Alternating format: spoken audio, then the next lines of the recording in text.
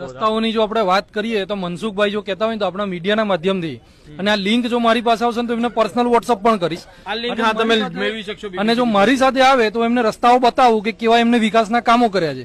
30 વર્ષથી જયારે તમે પોતાના નામ ઉપર જો લડી ન શકતા હોય, આજે પણ તમે એમ કહેતા હોય કે મોદી સાહેબ વિકાસ કરી રહ્યા, મોદી સાહેબ વિકાસ કરી રહ્યા છે, જેમાં વડીલે વાત કરી કે મોદી સાહેબે વિકાસ તો કર્યો પણ કોનો? ઉદ્યોગપતિઓનો અને જે ભ્રષ્ટાચારી છે એ લોકોનો.